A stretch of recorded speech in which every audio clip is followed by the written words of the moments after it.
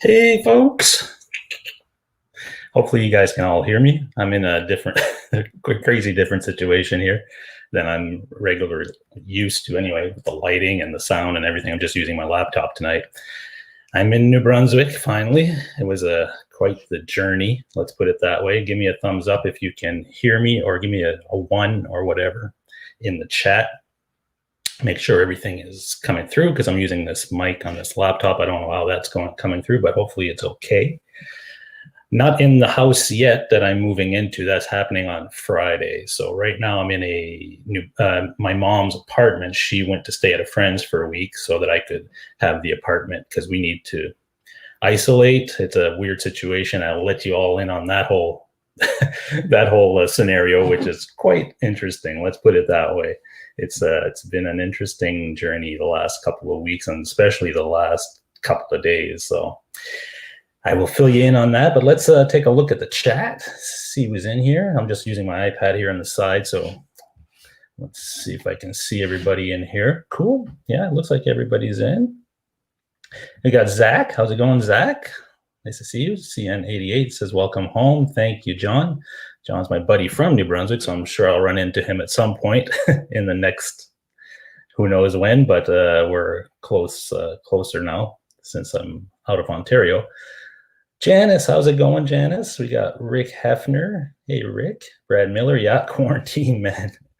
It's a strange situation, let me put it that way, as far as the quarantines, like stuff that's happening, well, in New Brunswick anyway. I'm not sure about other provinces in Canada, if they mandate the quarantine if you're coming in from another province or whatever, but New Brunswick is pretty strict on it, which is good because their COVID cases are really low compared to the rest of the world.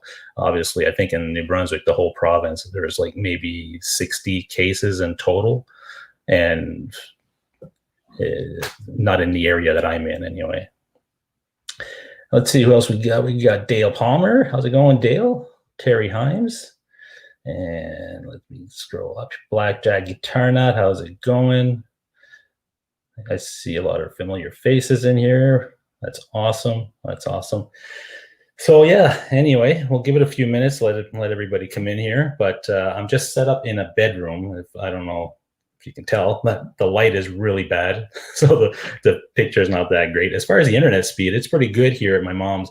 She has cable internet, so I think it's 100 meg download or something. The upload speed is about 7 or 10, which isn't great. But the place that I'll be moving to on Friday, my house, the new house that I bought, is fiber. So at that point, it's going to be 1.5 gig download and 1 gig upload. So it's going to be, quite a bit different. So everything will be broadcast in 1080p.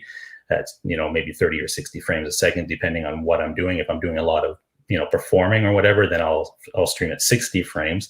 But if it's just me talking to the audience and, doing a, quick demo of a software or whatever it is, I don't have to broadcast at 60 at that point, but I have the ability. I could broadcast in 4K even, but it's, I don't think it's necessary at this point because it's harder for folks that are on different bandwidths watching the stream to watch a 4K stream. But I could technically with that connection that I'll finally have.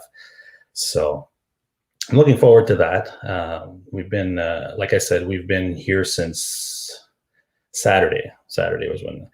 So basically the last month has been just crazy for me because I've been trying to keep up with everything. And I don't know if anybody in here has gone through this type of experience where they've moved, halfway across the country, but it's and bought a house and sold a house in different provinces or different states in your case if you're in the States. But man, it's a huge process. It's like, and then try doing it in the middle of a pandemic. So everything is, even that much more complicated. Luckily, we were able to do most of the administrative stuff, the lawyer stuff and everything, like electronically. So things were coming in, we'd have to sign documents, send them back.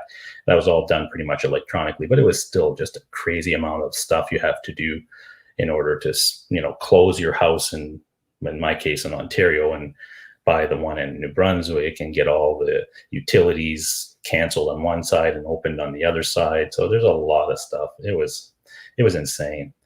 Hey, Q, what's going on? We got Quentin in house. Let's see.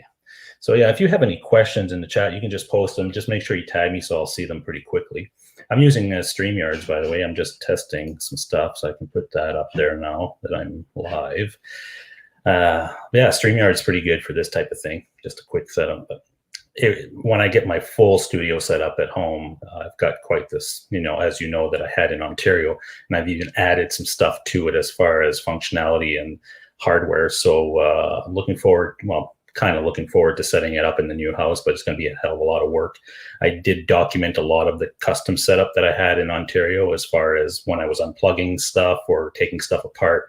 I was recording it on my iPhone and speaking into my iPhone saying, okay, this is what I'm doing. This is what goes into this, or because it's just, you should have seen the cables that I had in that room. And once I got everything out of that room, there was a ton of stuff.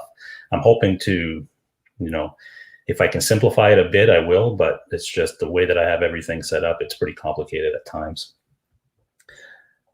Dale says, I'm sure you have your work cut out for you getting settled. Yeah, it's going to be quite interesting. That's for sure. Let's see. Zach says, I'm moving to Quinte West on December. I'm not familiar with that. Quinte West. Not sure what that is. Not sure.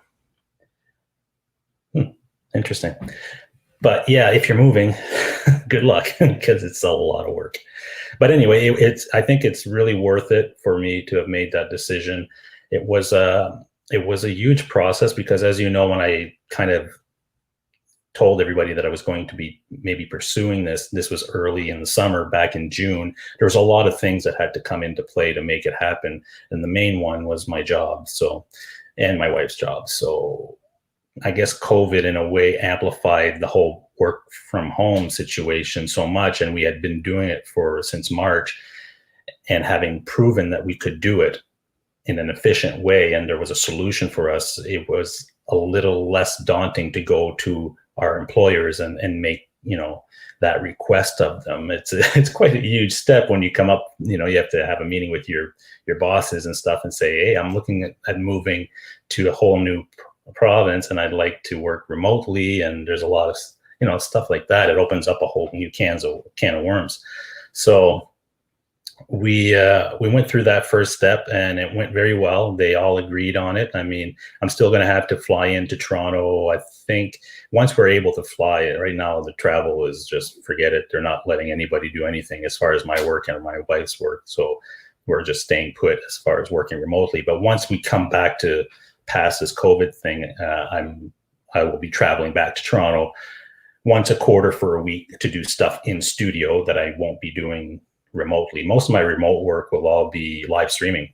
So live streaming educational stuff, video production live, all that type of stuff will all be done from the home studio, which is awesome. And I've got a huge setup for that. So that'll be good. So anyway, we had to put those pieces into play. And once we got the work situation done, that was in July, we had to list our house.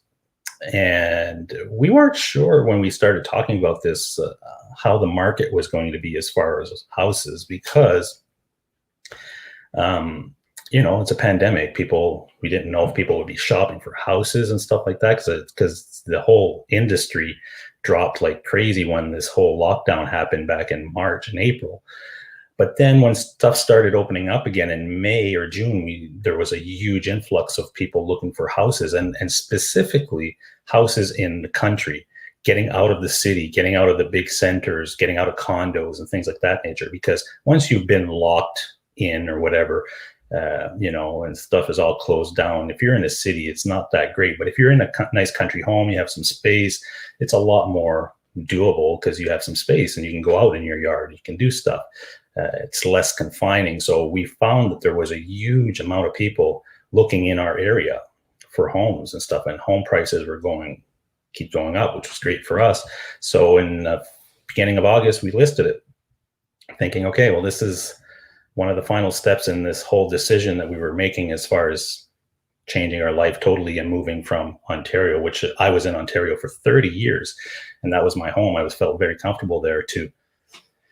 A big change. So once we put the house up for sale, it was like, within 5 days, we had tons of showing, a couple of offers. It was done within a week. It was sold, done, everything sold for asking. And we could have probably got more, but we were at that point where, we just said, okay, if we get asking, let's just do it and get it over with, because we needed to buy a property in New Brunswick. So that was, we needed to get on that as well, because we couldn't, like, if we sell our house, we have no house, we have to buy one here, and we have to find something that would fit all our needs as far as our lifestyle, have enough space to do the studio and everything else. So we were lucky that we found one that was, fitting all those needs and had good internet, which was a real stipulation, because we found some nice country homes that were a little bit bigger than the one we bought or whatever, or nicer even, but they didn't have great internet, and that was a no-go. It had to be perfect internet. So anyway, so we found one, we made an offer, went back and forth, and we got it. So by the end of August, we had all our stuff figured out. It was all done. And so September was a lot of the administrative stuff, getting stuff packed, figuring out, hiring a moving company and all that situation. So it went fast, but it was a lot of work. It was a lot of work. So we moved on Friday of just the past Friday here. So a big 18-wheeler showed up at my house and parked on the street. My house is a little bit away from the street. There's a long driveway, so they couldn't back in there because there was trees and stuff, and they would have destroyed the trees, and I didn't want that, because the new owners of our house, who are moving in next Thursday, or a couple of days from now, in our house in Ontario, didn't want them to move there and have the trees all destroyed and everything. So they had to park on the road, and they had the driver and another guy. That's all they had. They were supposed to have 2 more guys there to help, to load. That's what we paid them for. And 2 guys didn't show up. So me and my wife just jumped in, and we were moving boxes and crates and loading, and we did it all day. It took from 9 a.m. to, I think by the time we were done, it was about 6:30, 7 p.m. It was a huge job, and we were like emotionally spent, physically spent. It was just one of those days, folks. It was just insane.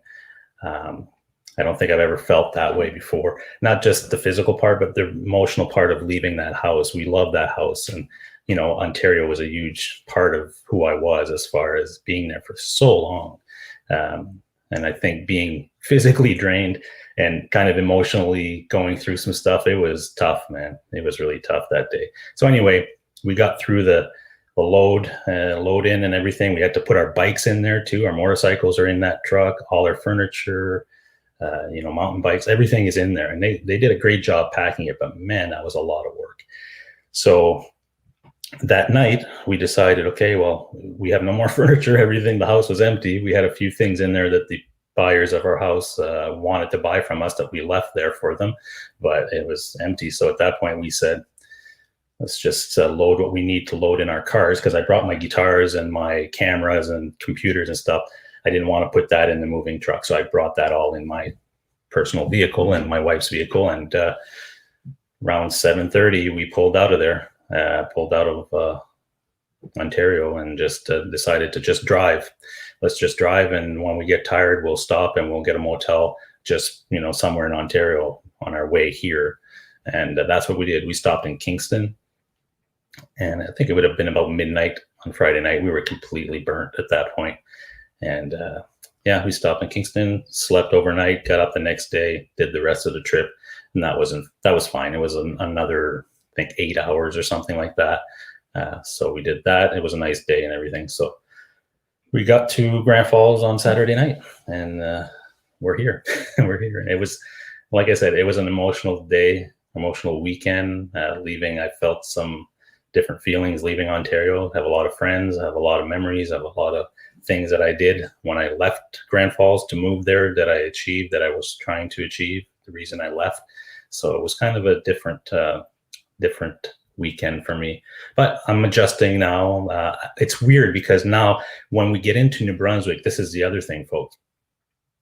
If you're coming in from the other province, like Quebec, which is connected to New Brunswick, when you come through there, there's no border usually, but now they've made one for COVID thing. And it's so weird when you get to that border. I don't know if you've ever seen the movie, I think it's called Outbreak or something like that, where they have these outpost stations where all these big tents and white tents and cops and everything. It's like scene out of a movie, I'm telling you. So you pull in there and they kind of get you to go to one of the tents, and we had to go online like a month ago to register to tell the province that we were coming and why we were coming. We had to show proof. They give you a registration number. If you have any symptoms, you have to get tested, all kinds of stuff. So we didn't have any symptoms of anything. So we just went in, they looked at our registration number. And at that point, they say they have all your information as far as where you're going to be and where you're staying and all that stuff. Because when you come in from the other province, you need to isolate in the same place for 14 days. That means you can't see anybody. You get to your destination, you go in the house, and basically that's it. All like we had groceries delivered on yesterday or something. My mom went to pick it up. We did the order online. She went to pick it up and dropped it in front of the door here at the apartment that I'm staying at. And it's my mom's apartment. She's staying at a friend's for a week until we can move into our new home, which is on Friday. And then when we get into our new home on Friday, we're still isolating for the next week after that for the remainder of our isolation period or whatever. So it's kind of weird. We're here, but we haven't seen anybody and can't see anybody. We've spoken to a few people on the phone, but it just feels like, we're here. We'd like to go see our family and, do stuff, but we can't. We have to stay in this isolation period or whatever. They're really, really strict about it. If they call or check and you're not where you said you were going to be, you're going to get fined and a lot of stuff. So we're following the rules, except for tomorrow. We need to get in our truck and go to the lawyer's office, the New Brunswick lawyer, where we're dealing with to buy the house. And we have to kind of sit in our truck in a parking lot. The lawyer will come with the papers, give us the papers. We sign everything, give it back to her. Then we have to come back here. So weird how we have to do everything. But let me get back to the chat here, make sure I'm not missing anything. Guitar Hack's in here. Oh, how are you, Guitar Hack? Nice to see you. Glad to see you made it. Yeah, thanks, man. It was quite the journey. Clive 54, how are you? And Guitar Hack says Cosmo called. Let me check something here. There we go. I can do that in StreamYards, I guess. It's a lot easier to do that type of thing. Yeah, Cosmo called. What should I tell? Tell them I flew the coop. I'll be back sometime next year for a visit. That's about all you can tell them. I did go to Cosmo about a week before, so about 2 weeks ago, that would be now, just for my last kind of hurrah, walk around the store and just take everything in again. Because like I said, it'll be a while before I get back there. But I did not buy anything. Obviously, I'm still looking for a Strat. I'm still looking for the custom shop Strat, the white one that I've been trying to find. And I lost a few of them that I did find because I was kind of waiting on the price to come down a bit, and it never did, and it sold. So I'm still on the lookout for that. So we'll see. We'll see what happens. Guitar Man 45, how are you? Let me just go down the chat here, make sure I'm not missing anybody. Again, if you got a question or anything, just tag me in the chat and I'll see it right away, and then I'll be able to answer it. As far as other guitars that I was looking at, a sad week last week as well with EVH, Eddie passing away last Tuesday. It's going to be a week tomorrow, I guess. That was some really sad news, and it affected me as well because Eddie was a huge influence on my whole musical career. My first guitar I ever bought was a white Hondo, and I took black electrical tape and I taped all the stripes and stuff on it to make it look like his, because he was the guy that I kind of looked at when I bought a guitar. So obviously he had some sort of influence on me, and then not long after that I started playing bass. But needless to say, I still respected the hell out of him as far as what he did. Hey, Brad Hegan's in the house. How are you? So yeah, I'll keep looking for that Strat, that elusive white Strat that I want, but we'll see what happens. I'll get settled in first and figure that out. A lot of work next week to build the studio. It's going to be some painting and some rigging, and I've got a new desk situation where it raises, and it's like one of those stand-up desks that you can lower and raise. So I've got to wire all that system up and make sure that it all works in the way that I'm intended to work. But I have to get into that place first to really scope out the room that I have. Basically getting the basement And in the basement, I'm going to have a little section where it's like a couch with the big TV. That's kind of where we watch movies and stuff. And then the other section will be the studio part where, my live streaming setup, my music setup, my guitars and all that stuff will be. So it's going to be really cool once it's done, but there's still a hell of a lot of work to do. We have to get in there and get all our furniture and get all that stuff settled. So it'll be an interesting process, but I'm looking forward to it. And I think my wife's looking forward to doing, her own thing, decorating, and, you know how it is when you get into a new place. So it'll be pretty cool once it's done. And again, the internet situation will be a lot better than it was in Loretto, where I came from, Ontario. So let's hope for the best. Let me see if I'm missing anything. Brian, did the moving company give? Yeah, you know what?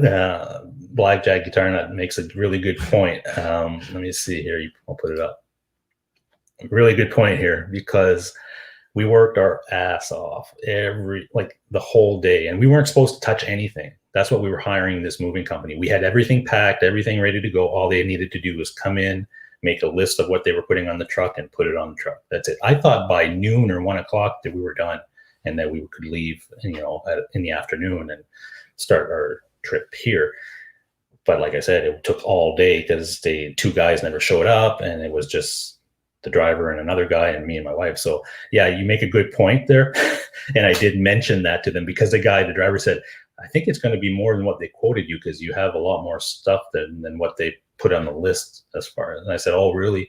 I said, well, I hope it's not too much more. And I said, make sure you mention that we worked all day, and then we weren't supposed to touch anything, so that they give us some sort of, discount or something, right? So we'll see. We'll see once we get the bill, I guess, because the way it works is that they pack everything on the truck, and then they go somewhere, because they have to pick up another house. As far as like another move, they put 2 moves in one trailer, sometimes 3 moves if there's enough room, right? So they're going to another place tomorrow to load in Ontario, and then after that they're leaving Ontario to come to New Brunswick, and Friday morning is when we're supposed to get our stuff. So, and before we get our stuff, the company will call me and say, okay, your stuff is ready. It'll be there in the morning. This is how much you have to pay. And if you don't pay them, they don't bring you your stuff at that point. They got you, right? So I'm curious to see what that's going to look like when they call me, and hopefully they give me some sort of rebate. But let's see, Brad. Been on the hunt for a Wolfgang, missed one on Reverb. Yeah, Wolfgangs are really cool. I've tried a few of them, and I think they play great. And if it wasn't for the fact that, the guitars that I bought in the last year, whatever, were pretty specific things that I was looking for, and I didn't, have the money or whatever to go just spend on a Wolfgang or something different. I was really focused on the ones that I wanted, which were Les Pauls primarily, and that Telly. And they were all custom shop things, so they were pretty expensive. So I didn't have a lot of, disposable income to buy other things that I was interested in, that I tried, that I liked, but I wanted to get those core ones first. But I did look at the EVH. I guess it's the Frankie, the one that was released at NAMM, because I did play that one at NAMM and I liked it a lot. I mean, it played nice, and that'd be something that I would probably entertain down the road, to have something completely different in my collection. And with the Floyd Rose and things like that, I don't have anything like that. So, it'd be cool. Be cool to try something like that. But I did like it. I felt the neck was really, really comfortable on that guitar. I plugged it into a little amp that was there, and I didn't really have a lot of chance to play. I was playing pretty low because there was other people around and stuff. I'm like, I'm not going to blast it or anything. So I just had a quick play on it, and I liked it a lot. But, they don't have stock anywhere that I could actually pick one up at Cosmo or anything when I was there last. So, and even when you check online at Long McQuaid and stuff, there's only like a few stores in Canada that might have one in stock. So it's hard to actually go to the store and pick one up. But I don't know. We'll see what happens in the future. But I got a lot of stuff to take care of before that. And I'm still on the lookout for that Strat. So that's the other thing. If I can get that by December, that'd be nice. But who knows? Let's see. Clive says, maybe I can see it here. I got a little irate to the channels that posted EVH. Yeah, there was a lot of, last week was a lot of EVH tribute streams, shows, all kind. And I understand it's, the guy was, super influential for the whole community as a whole, the music in general. So I expected to see that. That's not, so I know some people feel differently about. It depends what they're doing. If they're trying to monetize over something like that, it's a little, so. But if they're just doing it because they're paying tribute, and some were very authentic, I found, the reactions and stuff. Like Steve from Boston was incredible live stream that I watched, and you could feel that he really it hit him hard and hit some other people very hard. So I get it. I get it. Let's see. Zach says, I'm going to be in the one. Oh, you're going to be close to Ben. Okay. Well, that's cool. Yeah, I know where Ben lives. When we drive on the 401 coming east, we actually pass right by his house.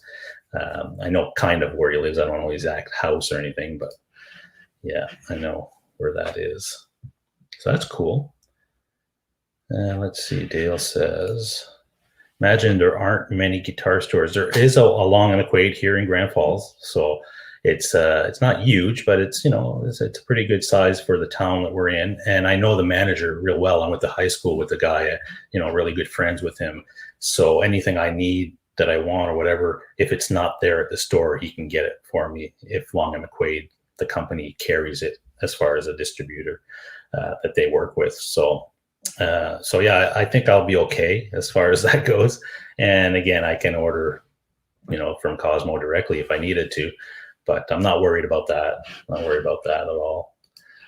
Let's see. Been talking to a guy in Kijiji about one he's selling. It's a Japanese made special in cream. Wow. The guy is trying to tell me it's a USA made special and asking more than you. Really? Yeah, well, you're going to see what's happening with the EVH guitars in general.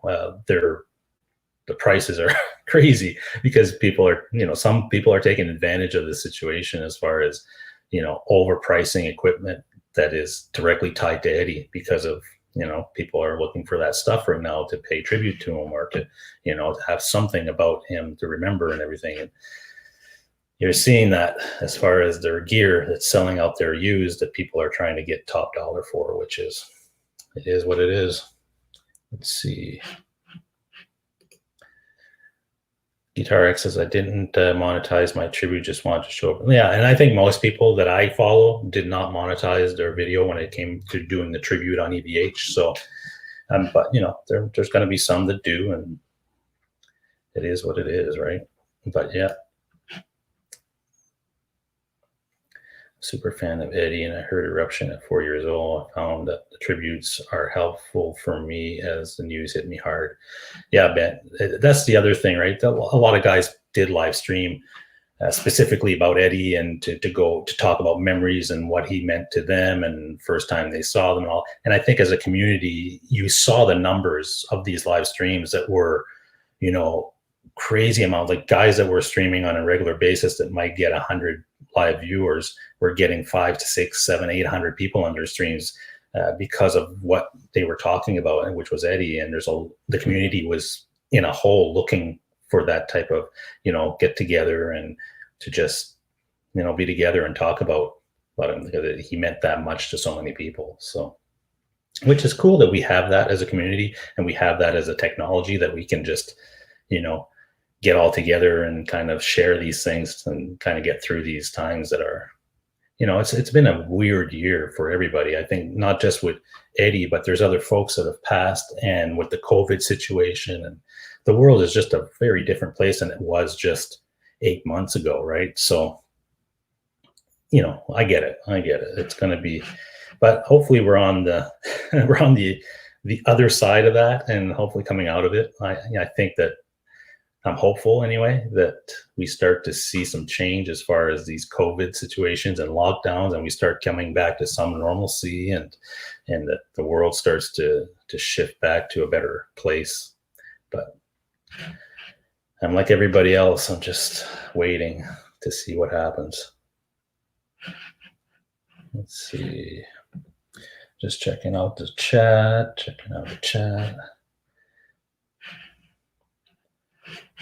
Brad says he thinks it's US. He thinks it's a USA model, but it isn't. Yeah, well, double check it. Make sure. Don't pay for something that isn't what it is, as far as what people, because then when you get it, now you're stuck with it, or you have to try to get a return and all that stuff. So make sure for sure that it is what they're telling you. Let's see.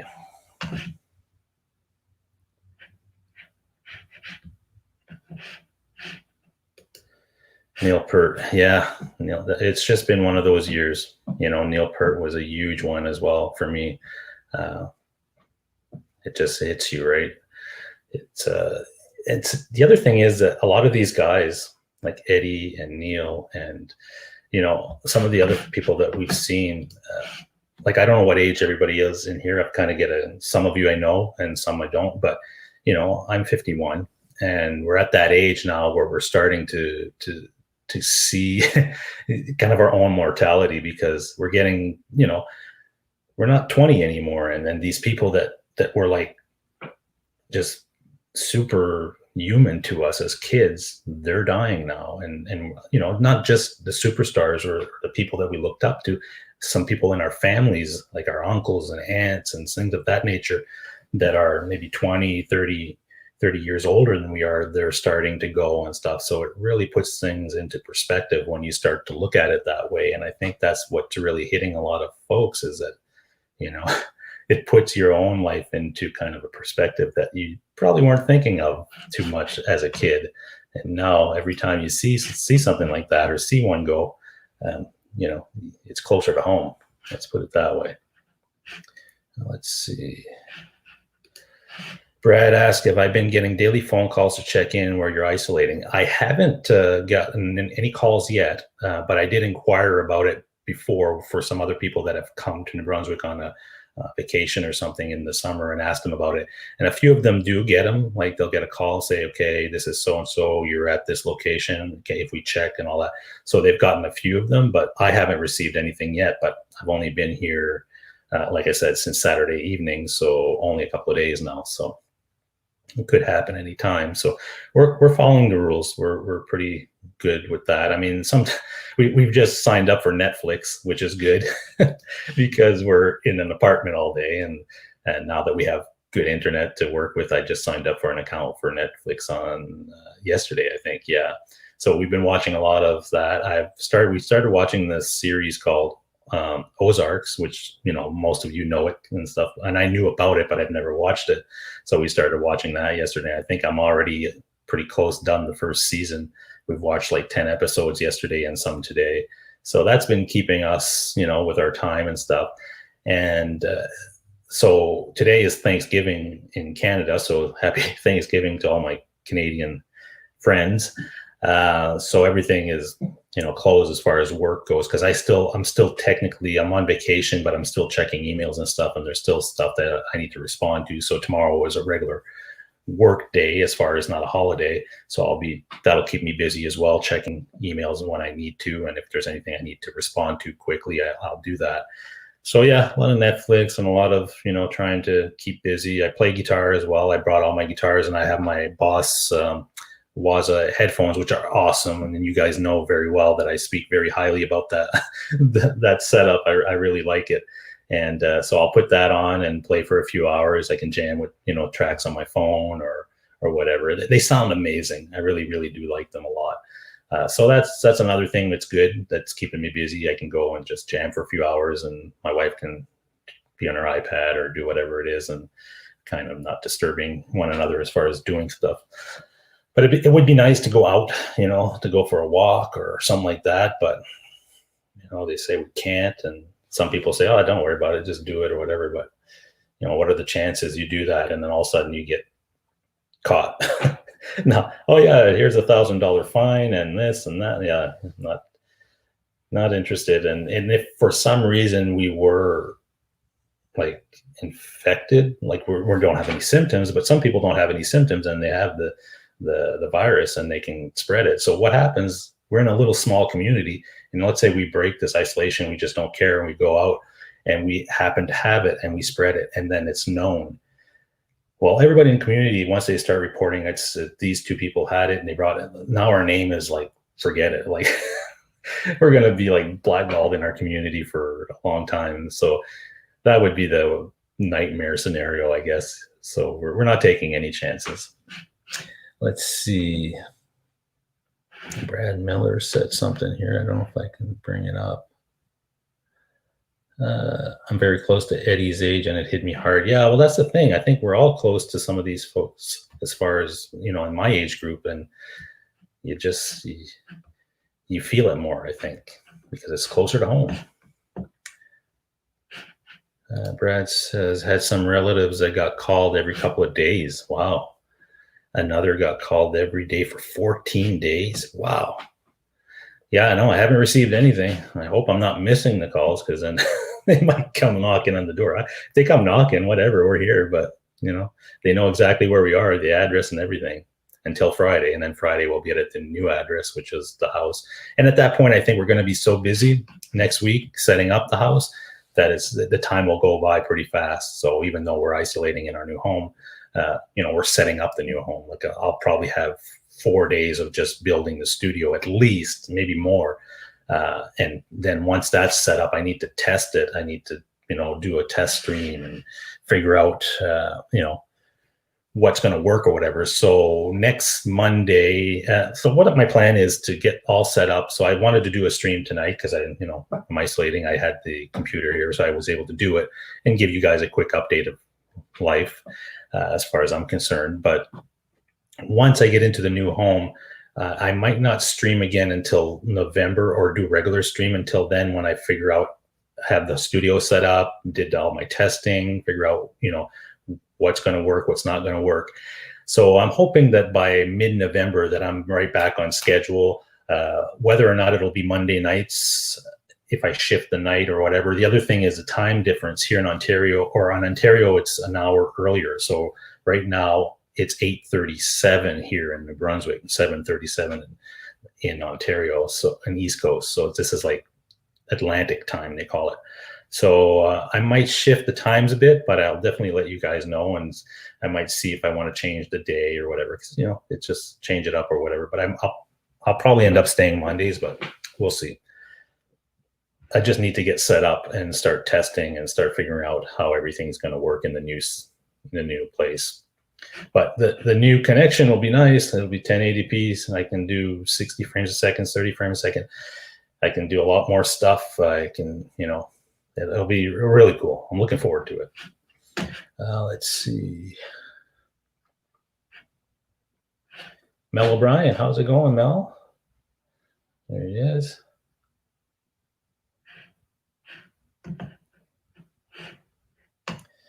Yeah, let me see. Did a great tour down east many years ago for Gary Puckett and the Union Gap. Cool. The Capitol Theater in Moncton. Nice. I remember right. Okay. And thanks for pronouncing Pert the way it's always been. I know. Yeah, some people pronounce it differently. I don't know. That's me. Just like guitar, I say guitar instead of guitar, I guess. That's just my way of speaking. James Severin, what's going on? Custom Cote. Yeah, I got my custom with me. I played the R9 mostly today, but glad I got those little Waza headphones. They're really cool. I have my little amp too, but it's packed and it's on the moving truck. So I thought I had it in a different bag or whatever, and I would have it here with me, because that's fun too when you don't want to be wearing headphones. You just want to jam away. And I can't jam real loud because I'm in an apartment building. It's, you know, you got to be respectful. Let's see.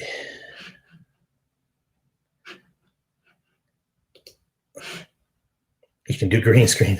Yeah, I do have a whole green screen set up and everything. If I ever wanted to do that, I could easily do that. That's not a problem. I just find that sometimes the green screen stuff is a little cheesy unless it's done really, really well. But I do have the whole setup. I can do it. But but we'll see, because sometimes I really want to see my space when I go there, to see how I can set it up really nice and light it a certain way and hang the guitars where they're, you know, and have different angles. And so until I get into that, like, I kind of know, because we've seen the virtual tour, and we went to visit that house 2 years ago. Believe it or not, when we were here, I guess a year and a half ago, we were here on vacation in the summer. And every summer we come here, you know, we're not intending to move, but we go visit sometimes a house that's up for sale, because a lot of houses are up for sale. And this year, this area has been booming as far as people buying houses, and it's all people from the big cities like Ontario and stuff moving here, which is cool. But the market's been moving. But in the past, you could put a house up for sale and it could be on the market for 2 years before it ever sold. It's not like the big cities or Ontario where you put it up and a couple of weeks later you're done. So this house here was for sale 2 years ago, the one that we bought, and we actually went to see it. Just, you know, called the realtor and said, we'd like to see the house, and we walked in. And so I've seen it physically, but that was like over a year and a half ago. And when we checked, when we were interested in buying houses again this summer, we checked and it was still on the listing, and they brought down the price a bit. So, you know, it was perfect timing for us to get it. But I had, you know, I've just seen the virtual tour in the last year and a half, which you have to kind of walk into that room, or that where you're going to put your studio, to really get a sense of how you're going to place things and how much room you have. Let's see. But yeah, it's funny that we did see that house before, and it was still in the market, and that people were looking at it in the last couple of weeks, because, like I said, this market here in Grand Falls, New Brunswick, or in New Brunswick in general, I think throughout the East Coast, they've been selling a lot of houses, and a lot of people from Toronto, a lot of people from Montreal and stuff are moving back east, because you can get a pretty good piece of property and a nice house for quite a bit less than what you're paying for that same thing in the cities. So, and people want to get out of the city. And if you can work remotely and you can keep your job that you've worked so hard to get, but you had to be in the city to have that type of employment because you just didn't have that opportunity in the small towns. Well, now, being that you can, it's kind of, there's a huge influx of people buying houses now in the Atlantic provinces, which is good in a way, because it's going to start propping up the economy that New Brunswick had lost for so many years. People like me left, and people that were coming back to retire. So there wasn't a lot of, you know, general income buying things and stuff of that nature. It was pretty limited, and it was kind of sad that you see a lot of businesses on the main strip here in Grand Falls. They call it Broadway. A lot of the buildings, you know, are just empty because businesses just couldn't survive. There wasn't enough population here or people of our age that were buying stuff and that could support them. So now, with the influx of people coming back and having good paying jobs and stuff, it might be kind of a nice boom for the Atlantic provinces. I think that maybe businesses will start to come back a little bit, and you might see a little bit of a different vibe, because the last 20 years in New Brunswick has been pretty slow, and a lot of little towns like this one that I'm in here have suffered greatly. You know, it's a great town and everything is like, it's beautiful nature, it's just quiet, it's beautiful, but the economy isn't what it should be. Let's put it that way. Let's see. So there was something else I wanted to mention tonight, but I don't remember it now, but it'll probably come back to me. I'm using StreamYards tonight, which is pretty cool. It works really nice. I use it all the time for my work, because I do a lot of live streaming for work, and I use StreamYards sometimes just to do a simple, quick, you know, connecting two people's doing an interview or something like that. So it works well. But I do have an account with StreamYards, and I figured, hey, let me use it tonight, and, you know, on my own stuff, which works well. What I'd like to do with StreamYards in the future, if I can, I might test it to kind of blend it into my setup that I'll be setting up in the new studio. The only thing I need to find out is, if you're playing guitar and coming through StreamYards, is it going to sound like that underwater compressed sound, or I'm sure there's a setting in StreamYards that you can set, because I've seen Shane from In the Blues playing with his pal there, the doctor. I think it's Dr. Rick, and they're jamming together, and it sounds good. So they must have a setting now in StreamYards where it doesn't compress the audio so bad. Because what I do like about StreamYards is not like the fact that you can stream and show comments and all that. That's cool, but I like the way that you can set up your streams ahead of time, so I can go in and set up all my events. And when I'm ready to go live, I just hit that live button and it does everything in the back end on YouTube or Facebook or whatever, multiple places. It's a lot simpler to set up that way.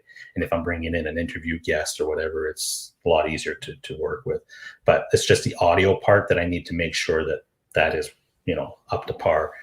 So it'll be another tool in the toolbox for me if that works really well. Let's see. Getty Lee actually bought a Ricky after trying mine. Really? Wow. My warped out gigging around Ontario in the winter. Left in the truck, neck through body. Never got it right again. Traded it for a position. Really? That's cool, Mel. That's really cool. Nice. So yeah, it's been a crazy time. Just happy to have gotten this far. So now that I'm here, now the next stage is moving into the house. So, but it's a lot of work. It is. Let's see. So we're at what time is it? 8:46. That's 7:46 for you guys in the East Coast or Eastern time zone. So we got another 15 minutes or so, or around that. If you guys have anything you want to talk about, you can go ahead and do that. So what I'm looking forward to doing as well in the new setup, because I'll be able to bring in guests now, because I'll have internet that can support that, is doing a few more interviews that I've never done, and I've always wanted to do that. Maybe invite somebody in from the industry or whatever to do a quick 1 hour show or something with them, or having a panel like sometimes I do with Guitar Hack or somebody else. We do something with a bunch of people, and those are a lot of fun, and I'd like to do some of that on my own channel. But I could never do that with the internet that I had available to me. But now that'll be totally doable. So, and I can use other tools, not just StreamYards. I can use Zoom and some other stuff to go into a TriCaster system that I'll be building in the new studio and make it all work really seamless, like really slick. Let's put it that way. If I can configure everything the way I think in my head anyway. But we will see. But that's just some cool options coming in the future for live streaming as far as my channel goes. Let's see. Have you had your pizza yet? So yeah, for those of you who don't know, Grand Falls has this, it used to be called the Little Pizza House, and now it's called something else, but it's still the same pizza, the same recipe, whatever, but it's like renowned. Everybody that's come here or from here knows what this pizza is. It's like really, really good. And it's some of the best that I've had anyway. But no, I haven't had it. And because I'm on the keto diet, and I've been on the keto diet now for just over 2 years. So I've just passed 2 years in July.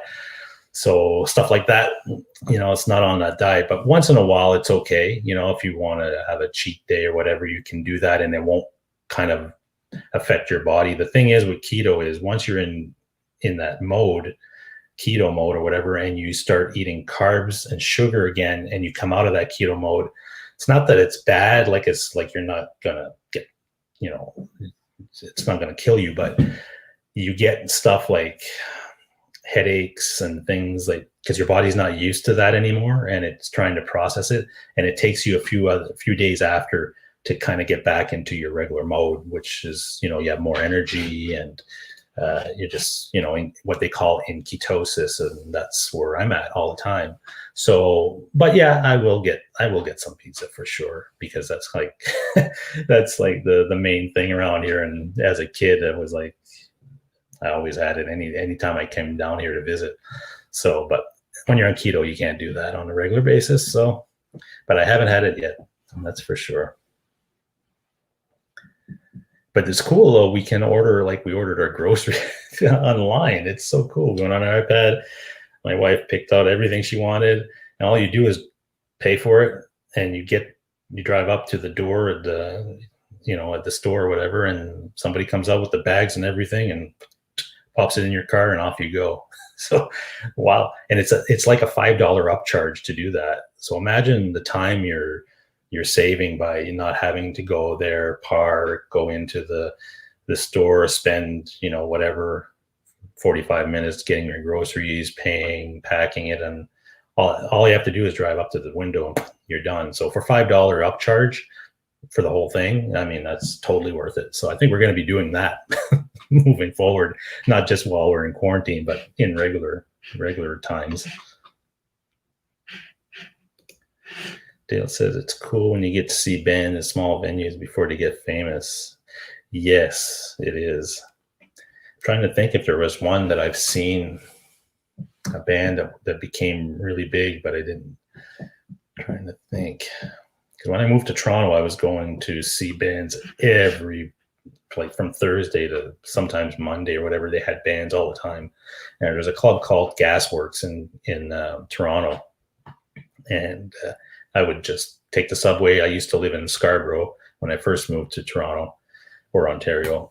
And I would just take a subway down to the downtown. I didn't know where I was going or didn't know much about the city. I was just a kid that just moved from a small town, kind of trying to find my way around. But I was so gung-ho to try to see everything and experience everything. So I would go to these places like the Gasworks or Rock and Roll Heaven or the Horseshoe and things of that nature and see all these crazy good bands. And I was just sitting in the audience like, wow, I can't believe I'm here and this is great. And that really kind of got me going. And then I joined some bands, and then I was playing those venues and I was like, wow, I can't believe that happened. Because as a kid, I was sitting in my bedroom like this, trying to play guitar or, looking in the mirror, just like everybody else, thinking, wow, it'd be great to be playing on stage someday. And then I would hear about all these places in Toronto and other cities and say, oh, it'd be great to ever be able to do that. And to actually have done that, it was a special time in my life that I never thought would happen, and if I never took that step when I left Grand Falls, which was pretty risky when you think about it, I'm a barely 20-year-old kid just out of high school. I've got $500 in the bank. That's it. I have my bass, my amp, my bed, and my clothes. And I borrow a van from a friend. I get a couple of friends to drive me because they had to drive the van back. And I borrow the van and load the stuff up on a Thursday night and just drive. We drive all throughout the night, and we get to Toronto. I remember it like it was yesterday. We hit the 401 area by Oshawa. For those who don't know, that's where you start coming into the bigger cities is Oshawa, and then again Scarborough and Toronto. It's all like one after the other. But the highway is like, you're talking huge 8-lane highways and 10 lanes now. And for somebody out of a little town that didn't know anything and just kind of was sitting in this van, and we were coming in on rush hour at night in December, and the traffic was insane. All you see is headlights, like a ton of stuff. And it was just, wow, what am I doing? Am I crazy? But if I never did that, I would have missed out on so many opportunities and not had the life, I guess, that I did live for 30 years in Ontario. So I'm really grateful for that. But it's a lot as a kid to try to just uproot and just go and just hope for the best. And that's what I did. But I worked quite hard, and I did all kinds of little crappy jobs, whatever I could do, just to make rent. Because, like I said, I had $500 in the bank account. I had a friend that had a basement apartment that was open, so I got in with another guy, and we were paying $500 a month or something. So splitting that cost, and by the first month, it was like, oh shit, I need to find some work.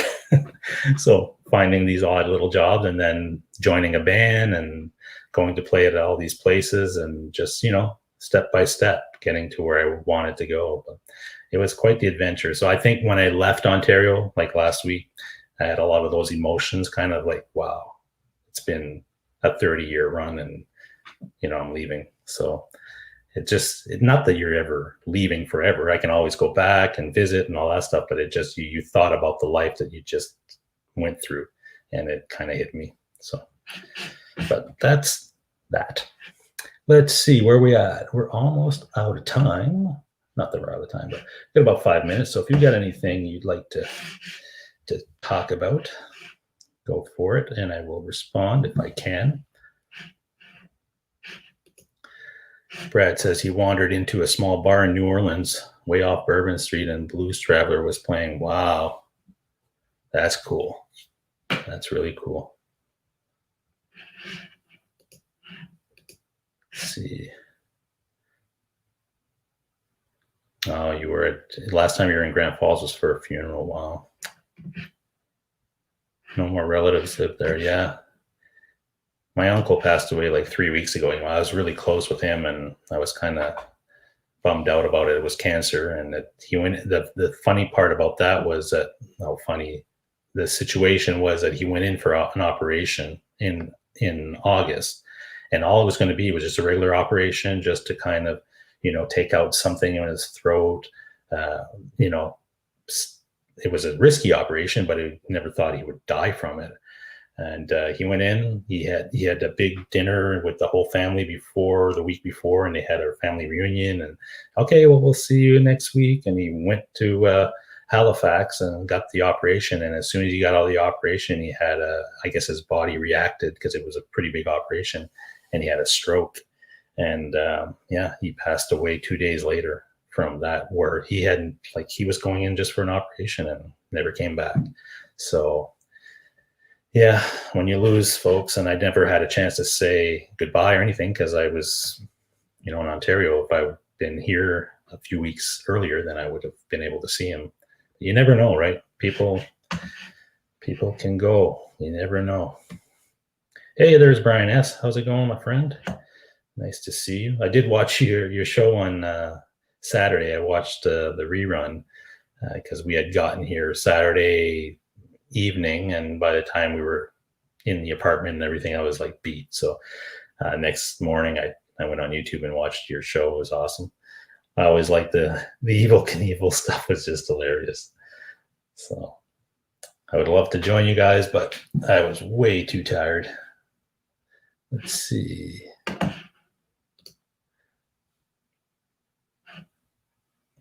Hey, thanks, Blackjack Guitar Nut. Yeah, I've gone full circle. That's for sure. I've experienced a lot of life. That's for sure. And no regrets. No regrets at all. Thanks, John. Thanks, John. And John, you probably know who I'm talking about is, Roger Seneschal, a pretty popular guy around here, had a furniture store for many years. And so cancer, I know cancer is not a cool situation, that's for sure. Guitar Hack's going through some stuff too with his mom. Well, good luck, my friend. I hope everything turns out positively for you and your mom, because it's just, out of all the things in the world, you'd think that all the money and all the research they put into that disease, that they still can't find a cure or find a way to make people get through it a lot easier. Brian S. says we'll hook up once again. Yeah, we'll definitely do some stuff once I'm all settled and have the studio up and running. It'll be nice.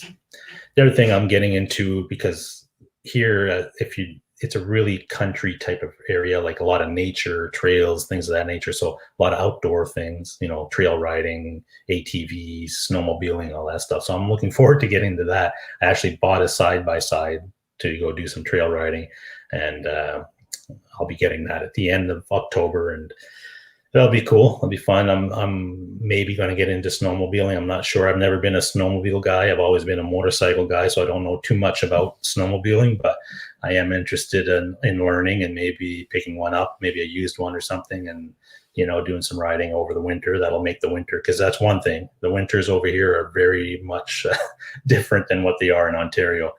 You get a ton of snow, and it's a long winter, so it wouldn't surprise me in the next 2 weeks you saw snow here. It's just the way it is. But if you're into winter sports or skiing or any of that stuff, it's just an awesome place to be. I've never really been that because, like I said, I've been living in Ontario for the last 30 years. And as a kid, never really got into winter stuff other than playing hockey.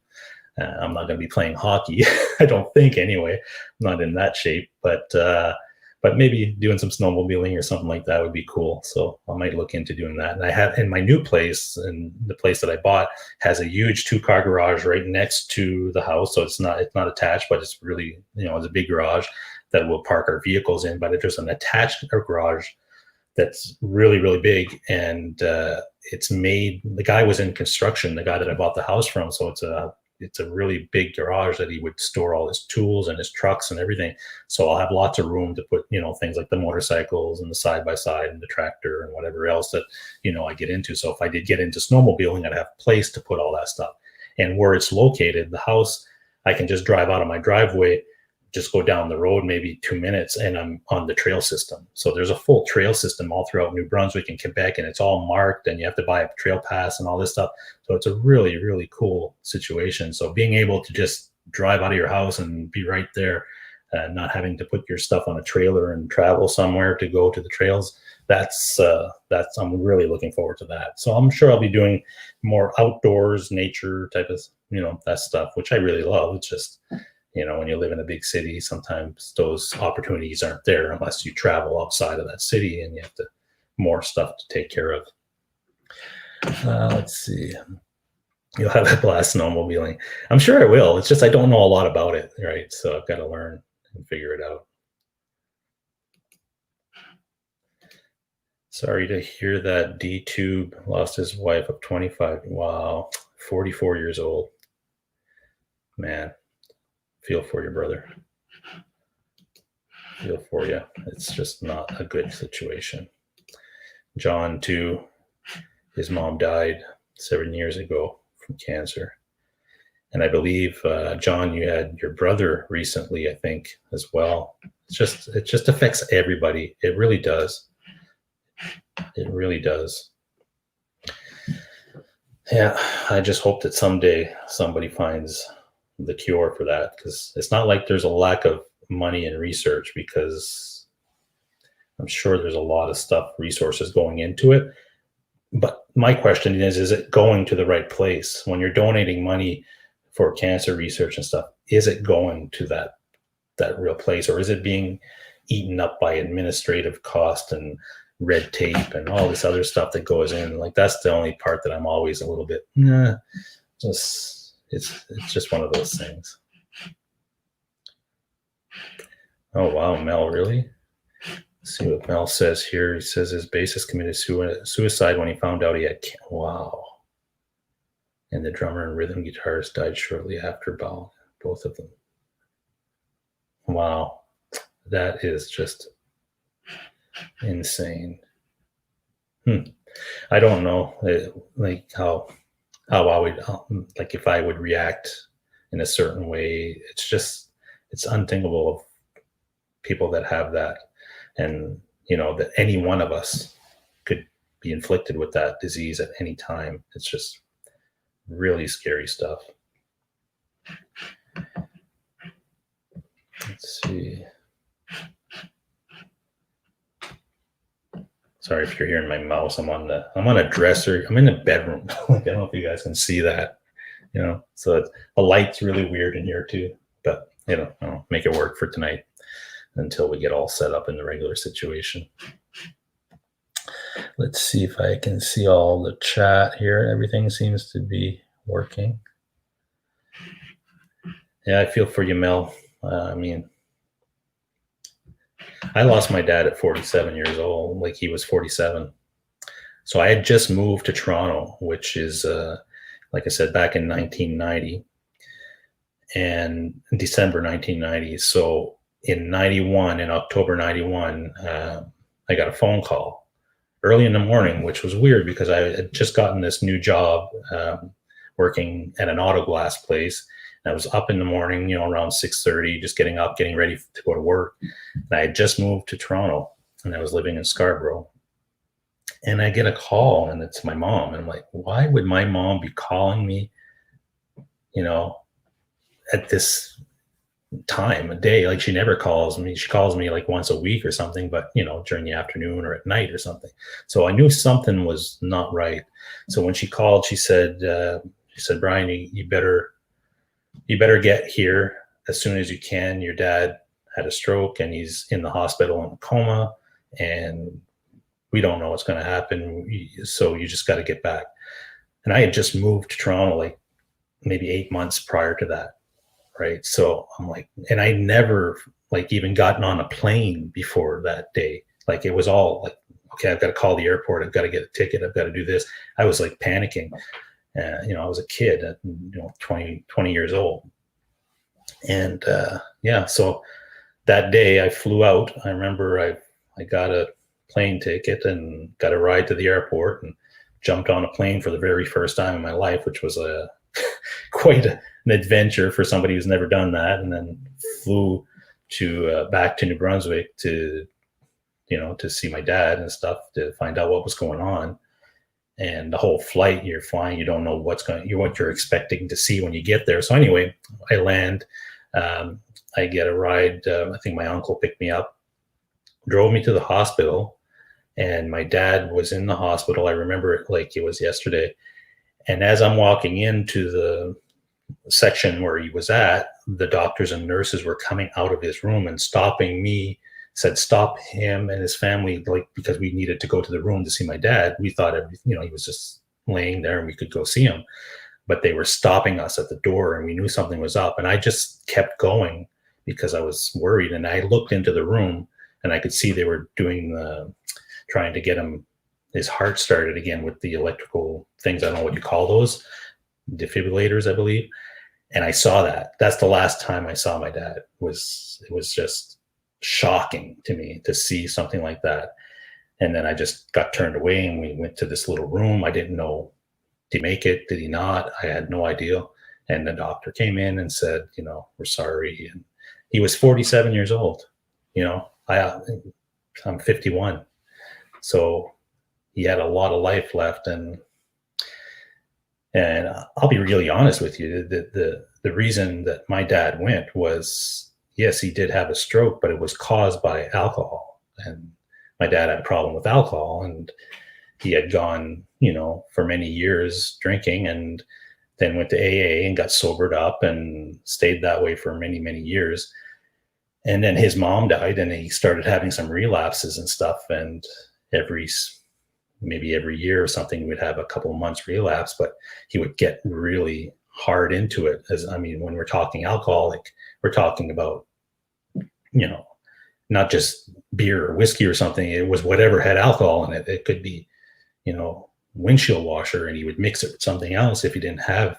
That's how bad that disease is. It's just, it overtakes your mind and everything, where you're not even thinking what you're doing, like, could kill you. And so my mom thinks that he got into something, and he went to the washroom, and she heard him call for him, and he was on the ground. He had passed out, basically, and had a stroke right there. So they called the ambulance, brought him to the hospital, and it was pretty hectic. I'm telling you that much. It's never really shared that story with anybody, but anyway, we started talking about all these things, and I felt that I should maybe share that. So yeah, so I feel you guys that lost loved ones, or it's not, it's tough. It's really tough. Let's see what we got here. All right. My guy has problems with it. Janice, you have some issues there too, eh? Yeah.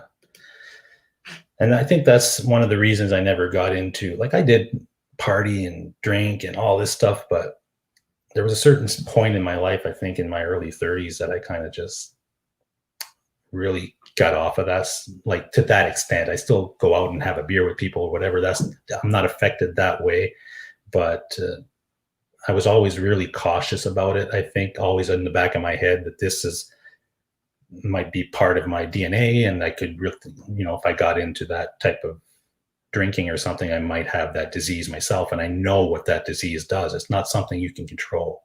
You can beat it and you can be sober and stuff, but it's like smoking and stuff. People have a hard time, and I saw what it did. And I think it, for most of my life, it kept me on that because I was always in situations where I had all that stuff available to me at all times, playing in the band and having some success with the band and parties and everything. Everything was always accessible to me, and it was kind of expected that I would partake in everything, which I didn't. So I was, because of, I knew that there was something in the back of my head that was telling me, be very careful with this stuff. You know what just happened. So, and that's kind of part of my life, part of my story. So Sean, how are you? Sorry. Thank you, Sean. I appreciate that. Sean Zimmerman. Let's see. Thanks, Blackjack. Yeah, it did shake me up, and it put a lot of things in perspective after that, but made me who I am, I guess. Once you go through stuff like that, you get a different perspective on life, and sometimes it guides you in a way, because maybe I don't know what would have happened if I never went through that. I wish I wouldn't have gone through that. And, I'd still like to have my dad here, obviously, to move back and be with him and to share all the things that I've done in the last 30 years, because he was into photography and he was into all these motorcycles and things, all the stuff that I'm into. Would have loved to be able to share all that passion with him, but it's not meant to be. Let's see. One thing I've discovered, I can't play guitar worth a crap if I've been drinking like one drink. Yeah. The funny thing with me is sometimes I drink a lot and on stage, but I still got through the shows. I don't know how I did that. It's because I watch back videos and stuff, and there were some screw ups and stuff, but I always was able to do it for some reason, which is kind of scary when you think about it.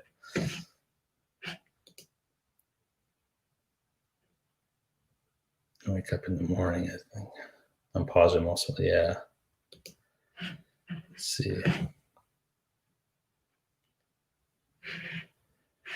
And you see a lot of, rock bands and people that are in the bands, and they get into this, I'm surprised Motley Crue's still alive.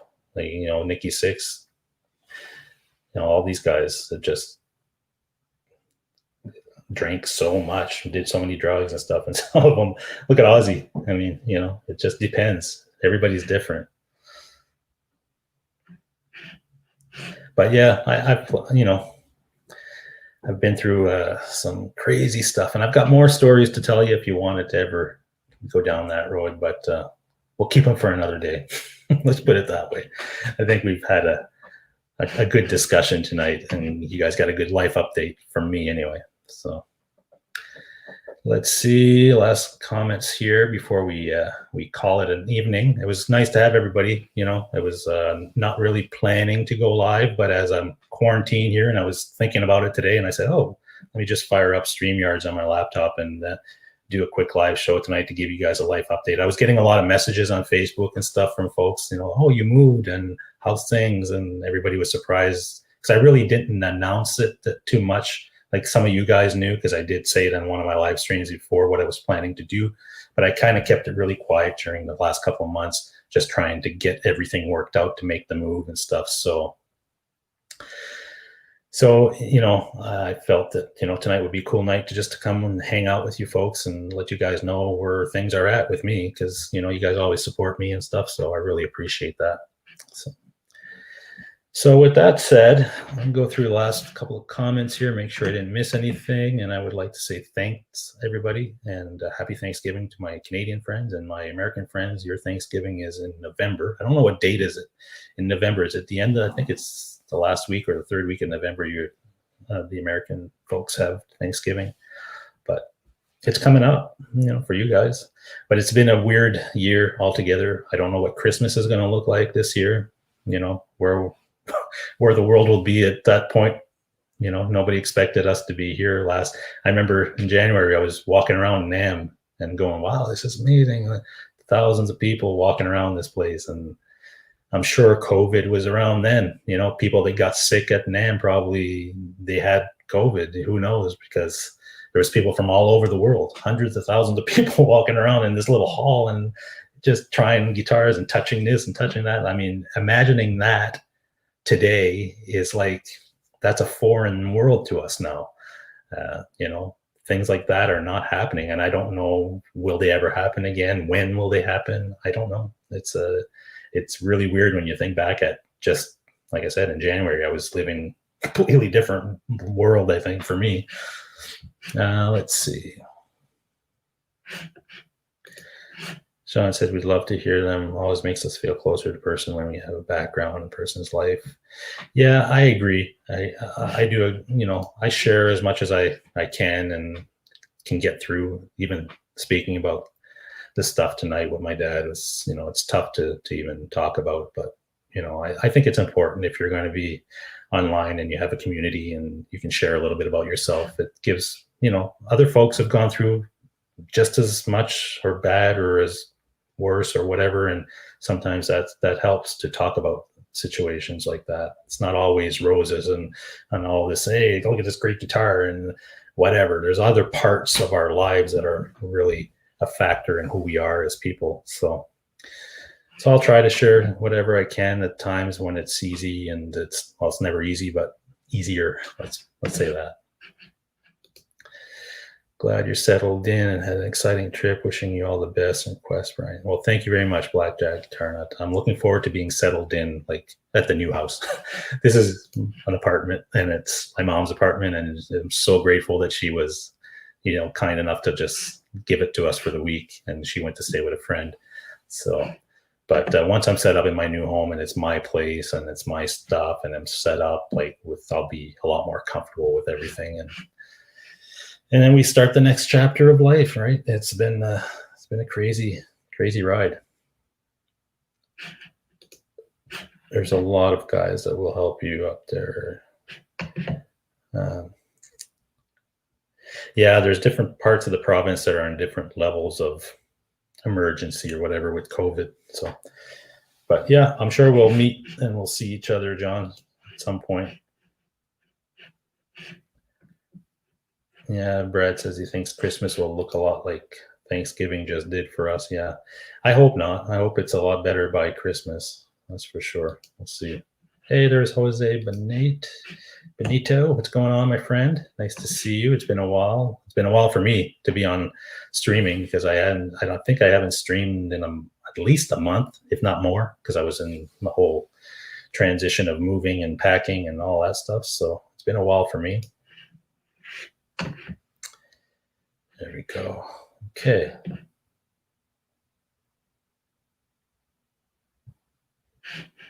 Yeah, Blackjack, you're right. If you want to go to heaven, you have to go through a little hell. Yeah. Well, we have life experiences and things happen for a reason, in my opinion. So, hey, there's Merrill J. Thanks for the hangout. Take care. Well, thank you for jumping in, my friend. Oops. Let's see. All right. So let's call it a night. And I want to thank everybody for jumping in. I will, like I said, once I'm set up in the new home and the new studio is up and running, I'll come back to a more regular schedule, figure out if I'm going to keep doing Monday nights or if I'm going to switch to night, different times, maybe, who knows.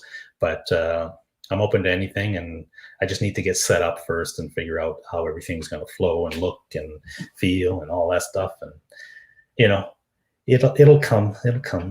So it was good to see everybody tonight. I hope you guys have a great week, and I'm sure I'll see you guys in some other shows and streams in the community. We kind of hang out all together anyway, so that's really cool. So with that said, I would say thank you and good night to everybody. And until next time, take good care, folks. All right, take care.